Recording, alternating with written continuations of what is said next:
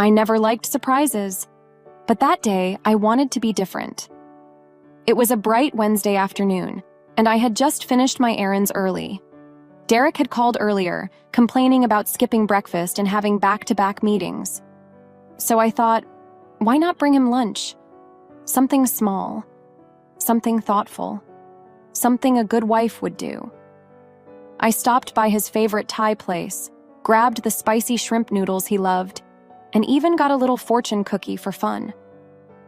I remember smiling the whole way there, thinking he'd hug me, maybe kiss me on the forehead like he always did. Maybe we'd sit on the office couch and eat together. I imagined him lighting up when he saw me. I wish I had turned the car around. When I got to his office building, the receptionist smiled at me. She knew me. I'd been there a dozen times before. I told her I didn't want to disturb his meeting.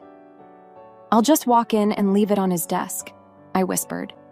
She nodded, gave me the usual go ahead, and I walked quietly down the long hallway. As I approached the door, I heard giggling. I paused. It was a woman's laugh. Soft, playful, familiar. My stomach sank. I pushed the door open slowly. I wasn't prepared. I wasn't ready. There she was. Tasha. My sister. My own blood. Straddling my husband in his leather chair, her hands tangled in his hair, his shirt half unbuttoned, their lips crushed together like they couldn't get enough. I couldn't move. Couldn't breathe. The takeout bag slipped from my fingers and hit the floor with a soft thud, but they didn't even notice. I stared as they kissed like teenagers. No shame, no hesitation. I felt the floor tilt beneath me, and then, as if things weren't bad enough, I heard her laugh again. She pulled back and said, "She still thinks you're faithful. God, you're good at this." He smirked and whispered, "She's clueless." That was it. That broke something in me. I stepped forward. My shoes clicked softly against the floor. That's when Derek looked up. His eyes widened. "Vanessa." I raised my hand. I didn't want excuses. I didn't want tears. I didn't want explanations. I looked straight at the two people I loved most in the world, my husband, my sister, and I said only 5 words. "You two deserve each other." That was it. No screaming, no crying, just those words. I turned around, walked out, and I didn't look back. As I stepped back into the hallway, my heart didn't break. Not yet. It was quiet. Too quiet. The pain hadn't hit me. Not fully. I was numb. My body moved like it was on autopilot. Down the hall, past the receptionist, into the elevator. The doors closed. Then came the first tear, and the second.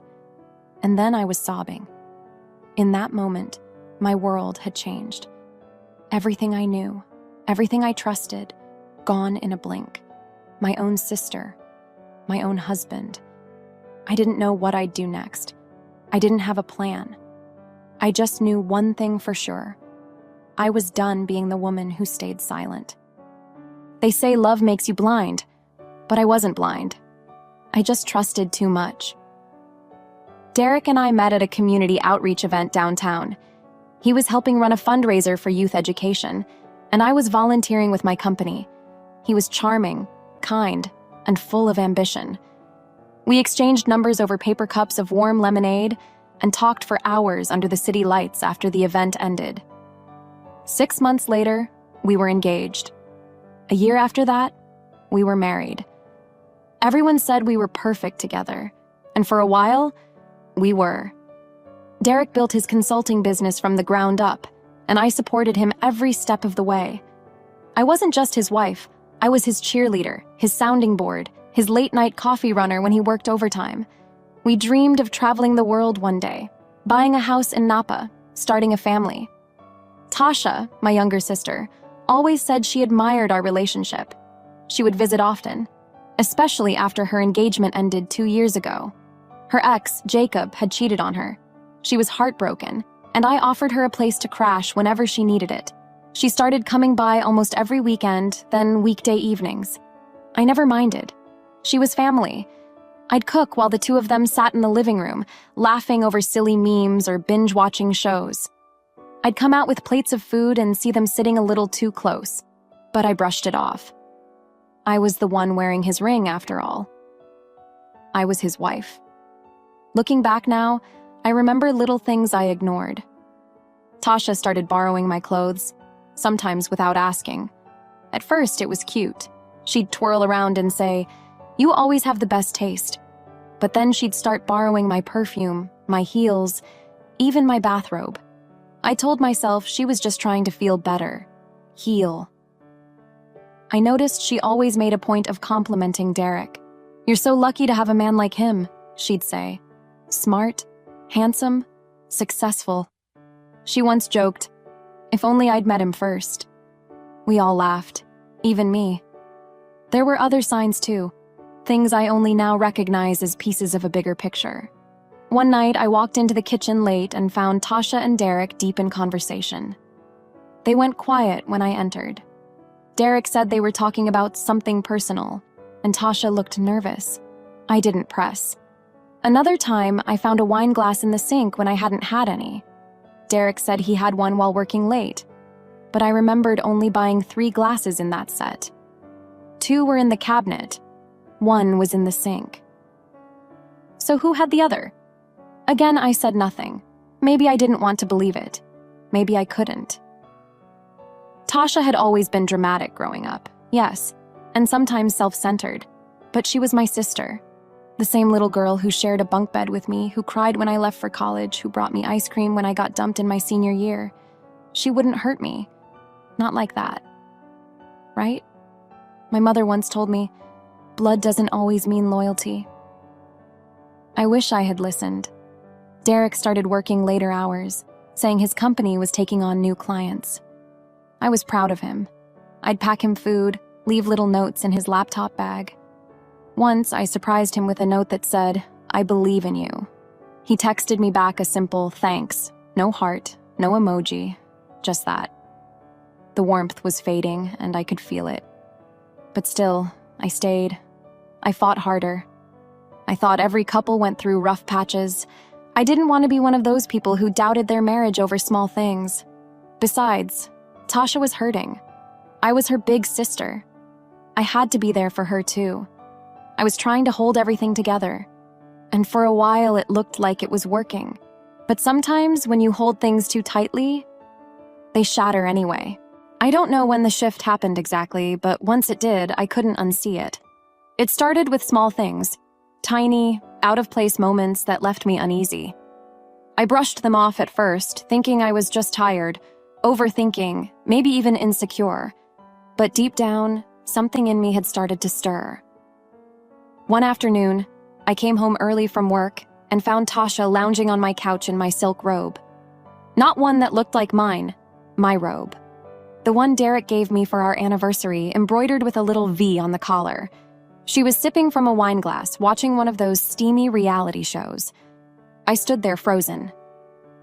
"Tasha," I said, trying to keep my voice even, "why are you wearing my robe?" She didn't flinch. "Oh," she laughed, waving a hand. "I got cold. Yours was just on the door." Mine, not a spare one. Mine. I didn't push it. I didn't want to be the dramatic sister who overreacted, but the knot in my stomach wouldn't go away. Then came the credit card charges. I checked our joint bank account one evening, looking for a refund from a return I'd made. Instead, I saw a $147 charge from a high-end boutique. I hadn't bought anything there. I asked Derek if he had. "No," he said, barely glancing up from his laptop. "Must have been you." I let it go, but I started paying closer attention. That week, I saw 2 more purchases, one for perfume, another for lingerie. I didn't say a word, but I knew I hadn't bought them, and I knew Derek hadn't either. Tasha had mentioned a sale at that same boutique a few days earlier. I tried not to jump to conclusions. Maybe it was coincidence. Maybe she just borrowed my card by accident, though she'd never asked for it. But the more I watched, the more I noticed. She'd walk past Derek and brush his arm, laugh just a little too hard at his jokes. Once, I saw her come out of the guest bathroom wearing a towel that barely covered her chest, right as Derek walked by. "Oh, I didn't know anyone was home," she giggled. I wanted to scream. Instead, I forced a smile. I told myself to relax, that I was seeing shadows where there was no light, that I couldn't be that woman, the one who becomes paranoid over nothing. But I was becoming her. One evening, my mom came by for dinner. She watched Tasha closely as she helped set the table, her eyes narrowing just slightly every time Tasha spoke. Later that night, after Tasha left early claiming a headache, my mom stayed behind to help with dishes. "She's getting too comfortable here," my mother said gently, drying a plate. "What do you mean?" I asked, trying not to sound defensive. She shrugged. "I just hope she remembers this is your home, your marriage." That stuck with me. My mom never said things without meaning. The final nudge came from Marcus, Derek's business partner and longtime friend. He and I had always gotten along. He was loyal, kind, and never once crossed a line. So when he pulled me aside after a company event one evening, I listened.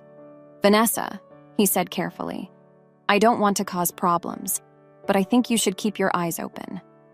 I asked what he meant. He hesitated, then said, "Just trust your instincts. Sometimes people closest to us aren't who they seem." He didn't say names. He didn't have to. That night, I sat on the edge of our bed while Derek snored softly beside me, and I stared at the ceiling. The silence in our room was louder than ever. I remembered all the little moments, the looks, the awkward silences, the two friendly smiles. I wanted to be wrong. God, I wanted to be wrong. But in my heart, I knew. Something was deeply, deeply off. I'd spent weeks trying to ignore the signs. Weeks pretending things were fine, that maybe I was overthinking it, that maybe my sister was just too familiar, and my husband was just too tired to notice. But the truth kept pulling at me like a thread I couldn't ignore, so I stopped pretending. One evening, Derek was out working late again. I sat on the couch scrolling through my phone when a message popped up. "Marcus, can we talk?" A few minutes later, we sat across from each other at a quiet corner cafe near my office. His eyes were filled with hesitation, but also concern. Genuine concern. "I don't want to overstep," he began, his hands folded around a cup of tea. "But something's not right. I've worked with Derek for years. I know him." I nodded slowly, letting him speak. "He's been acting off," he said, "coming in late, ducking calls, snapping at staff. And your sister, she's been around the office a lot lately, way more than before." I swallowed hard. "She says she's helping with marketing," Marcus continued, "but no one asked her to. And Derek doesn't seem to mind. If anything, he encourages it." I looked down at my hands, my fingers tightening into fists. Marcus leaned forward. "I don't want to hurt you, Vanessa, but you deserve to know what's going on." And that's when it clicked. The wine glass, the perfume, the awkward silences, the robe, the giggle I heard behind closed doors. It all started making sense. I took a deep breath. "What if I just showed up?" He blinked. "To the office?" I nodded. "Unannounced. Bring him lunch. No heads up. Just walk in and see what I find." He paused for a moment, then said quietly, "I think that's a good idea." The next morning, I woke up earlier than usual. My hands were shaking as I packed Derek's favorite lunch, spicy shrimp noodles from the Thai place down the street. I added a fortune cookie, like I always did. But this time, I wrote my own fortune inside. It read, "Truth always finds its way out." I placed it in the bag, zipped my jacket, and drove toward his office. The streets were calm, the sky cloudy. My heart pounded so loudly I could feel it in my throat. I parked a block away and sat in the car for a full 5 minutes. My fingers gripped the steering wheel. Part of me wanted to drive away, pretend nothing was wrong. Go back home, light a candle, and wait for Derek to come home like always. but I couldn't do that anymore. I walked into the building. The receptionist smiled at me like she always did. "Hi, Mrs. Collins," she said warmly. "Hey," I replied, keeping my voice steady. "Just bringing Derek lunch. He's in?" She nodded. "Yep, just got in about 15 minutes ago." "Great," I smiled. "I'll just head back." She didn't question it. She never did. As I walked down the hallway, the familiar scent of office coffee and fresh paper filled the air. I passed by a row of offices, then turned the corner toward Derek's. And that's when I heard it. Laughter. Soft, playful, familiar. It was her. Tasha. I froze for just a second. My grip on the lunch bag tightened. My stomach turned, but my feet kept moving. I reached the door. It was slightly open. I pushed it gently. That moment. That image. It burned into my brain the second I saw it. Tasha, Derek, together. I didn't scream. I didn't cry. I stood there, just watching. Everything I had been trying to ignore was now right in front of me. No more doubt, no more wondering, no more hoping I was wrong. It was all true. The people I loved most had betrayed me in the worst way. And in that second, something inside me changed. I didn't scream, I didn't beg, I didn't ask why. I just stood there watching the two people who meant the world to me destroy it with their bare hands. And then I said 5 words. 5 words I never thought I'd say in my life. "You two deserve each other." Tasha froze. Her hands were still on Derek's shoulders. Derek stammered, reaching for me, but I had already turned and walked out. My legs carried me down the hallway like I was floating. I didn't feel the ground beneath my feet. I didn't hear anything. I don't even remember if the receptionist tried to speak to me. I got into the elevator, pressed the button, and let the silence wrap around me. But the moment the doors closed, my hands began to shake. My chest ached. Tears I didn't even realize I was holding in started falling, hot, fast, and unstoppable. I didn't go home. I couldn't. I drove to a nearby park and sat there in my car for what felt like hours, just breathing, just existing. And then I turned off my phone. For 3 days. No calls, no messages, no explanations, just silence. When I finally turned my phone back on, the first thing I saw were dozens of missed calls. From Derek, from Tasha, even from my mother. There were texts from friends, coworkers, and numbers I didn't recognize. Then I saw it. A video. A short, shaky video. From someone in the office. It showed Tasha and Derek, mid-kiss, mid-laughter, and then me standing in the doorway, frozen. You could hear Derek say, "She's clueless." You could hear Tasha laugh. You could hear my 5 words. And you could see me walk out like I didn't have a single tear left to give. The video had gone viral. Hundreds of thousands of views in just one day. Apparently, someone from the marketing department had been testing the new internal camera system.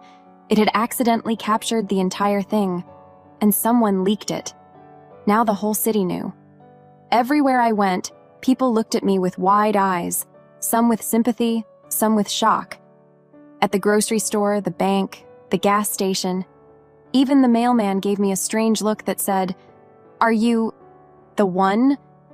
Derek tried everything. Calls, emails, flowers at my mom's house, apologies left on my voicemail that sounded more panicked than sincere.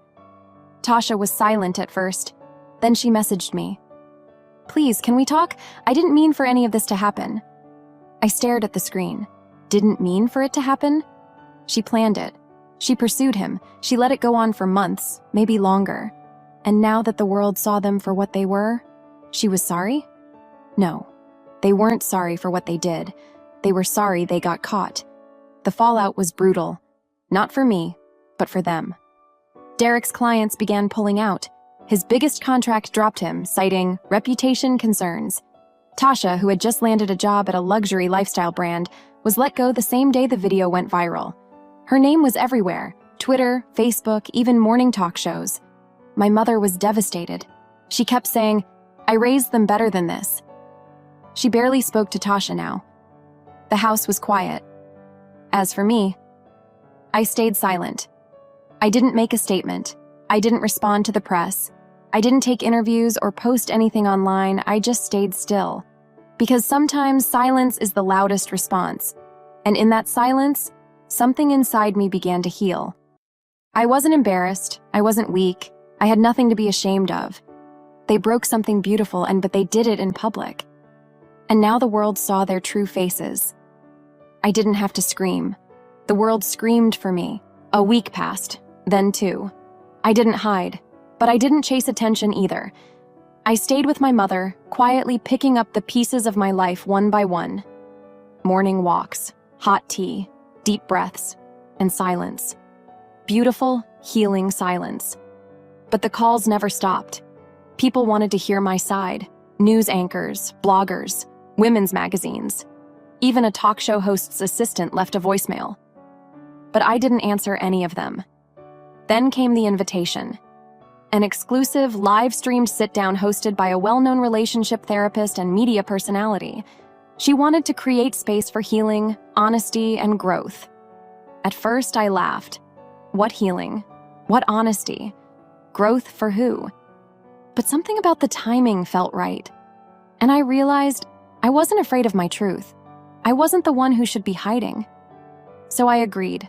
I asked that both Derek and Tasha be invited. They agreed. Probably thought it was their chance to control the narrative, maybe even spin it to save their reputations. I showed up in a simple navy dress, clean makeup, hair pulled back, no drama, no sparkles. Just me. Derek wore his usual smug suit. Tasha tried to look soft and pitiful, like a victim of her own poor choices. She wore light makeup and a pale pink dress that made her look younger. Innocent. That had always been her trick. The host welcomed us and introduced the segment. When Family Betrays Love, the story that broke the internet. The cameras rolled. I waited. They spoke first. Derek started with a tired apology. What happened wasn't right. I wasn't thinking clearly. There was a lot going on in our marriage, and I made a mistake. A mistake? Tasha chimed in. I never meant to hurt my sister. I was going through a really dark time, and Derek was there for me. Things got blurred. I nodded slowly. My turn? I asked. The host gestured for me to speak. I took a small breath, looked at them, then into the camera. For months, I doubted myself. I blamed myself. I thought maybe I wasn't enough. But what I've learned is, it had nothing to do with me. This was never about love or weakness, it was about selfishness, arrogance, and entitlement. I paused, my voice calm, my hands steady. I brought receipts, I added, reaching into my purse. I pulled out a small binder. Inside were printed emails, screenshots, phone records, all carefully dated. Tasha's fake pregnancy from years ago, something she had used to trap a man. The same pattern, the same behavior. The host blinked, surprised. The crew leaned in. I laid out everything. The boutique purchases on my card, the video time-stamped to prove how long it had all been going on, and even a note I had found in Derek's briefcase weeks before, written in Tasha's handwriting. A love letter. Derek's face drained of color. Tasha looked like she'd swallowed a stone. I didn't just come here to clear my name, I said. I came to reclaim it. I turned to the host. I'm starting a foundation, one for women who've been betrayed, not just by partners, but by family. We're calling it the Silent Strong. We'll offer free counseling, legal support, and community healing resources. The host clapped.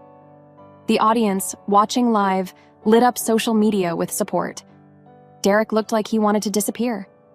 Tasha sat frozen, lips trembling. I turned back to them one last time. You thought you ruined me? I said. But all you did was set me free. That was it. No yelling, no tears, no begging, just truth. My truth.